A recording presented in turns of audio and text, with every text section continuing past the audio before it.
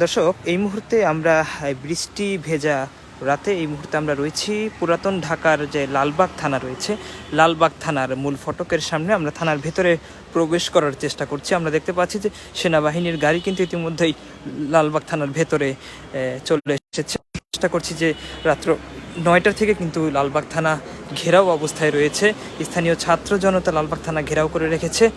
আমরা একটু দেখানোর চেষ্টা করছি যে থানায় তারা 75টি বুলেটে নিহত যে সাইফুল্লাহ রয়েছেন, বৈষম্য বিরোধী ছাত্র আন্দোলনের সময় যিনি রাজপথে নেমেছিলেন আন্দোলনে, তিনি 75টি বুলেটে নিহত হওয়ার যে মামলাটি তারা ছাত্র জনতা লালবাগ থানায় এসেছিলেন। লালবাগ থানায় এসেছিলেন তারা মামলা করার জন্য, কিন্তু মামলা না নেওয়াই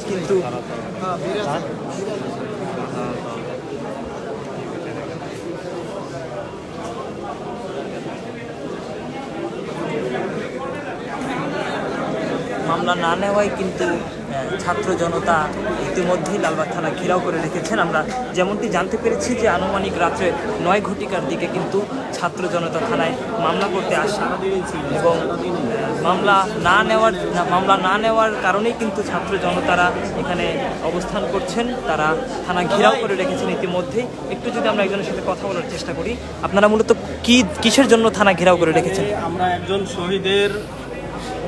শহীদের বাবা আসছে, সে যাদের মাধ্যমে আমরা এই দেশকে দ্বিতীয়বার স্বাধীন করলাম, যাদের রক্তের উপরে দাঁড়িয়ে আমরা আছি, সেই শহীদের জন্য আমরা এখানে একটা মামলা দায়ের করতে আসছে শহীদের বাবা। বাট এখানে ওসি সাহেব তাদের মামলা না নিয়ে বরঞ্চ তাদেরকে সময়ক্ষেপণ করতেছে, বারবার বলতেছে এখন না, একটু পরে নেব, এরকম সময়ক্ষেপণ করতেছে এবং তাদের থেকে একটা কপি নিয়ে অলরেডি আসামিদের কাছে যে তথ্য পাচার করতেছে এবং তাদের আমার হাজবেন্ড এখানে ছিল না, আপনারা তার নামে মামলা করেন না, ওসি সাহেব মামলা নিচ্ছে না, অথচ ওসি সাহেব এখানে ছিল। থাকার পরে ওসি সাহেব যখন দেখছে যে এখানে বিভিন্ন ছাত্র এবং জনতা উপস্থিত হয়েছে, এই পরিস্থিতি দেখে ওসি সাহেব এখান থেকে তার রুম তালা লাগাইয়া চলে গেছে। যখন চলে গেছে তখন কি আপনারা দেখেছেন বা তখন তাকে ধরেছেন কিনা? তখন আমরা দেখি নাই, হয়তো সে পিছন দিক থেকে চোখ পালাই গেছে বা চলে গেছে। এখানে সেনাবাহিনী আসছে, তারা আমাদেরকে সান্ত্বনা দিচ্ছে যে তারা মামলা নিবে এবং তারা যে কোনো প্রসেসে হোক মামলা এখানে নিবে। নেওয়ার পরে আমাদেরকে এখান থেকে শান্তভাবে অবস্থান করার জন্য বলছে। আমরা এখানে শান্তভাবে সবাই অবস্থান করতেছি। ধন্যবাদ। রাহুল,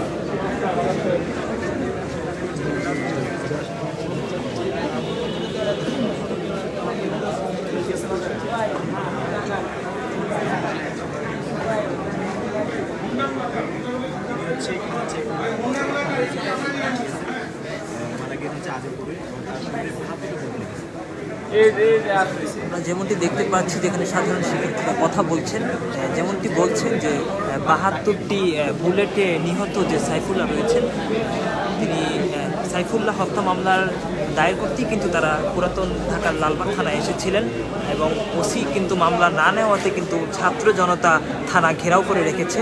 আমরা একটু একজনের সঙ্গে কথা বলার চেষ্টা করব যে আপনারা কয়টার দিকে এসেছিলেন মামলা নেবার জন্য, মামলা করার জন্য? আচ্ছা, আমরা যখন আসলাম আমরা চেষ্টা করলাম যে আমাদের দাবিটি মেনে নেওয়ার জন্য।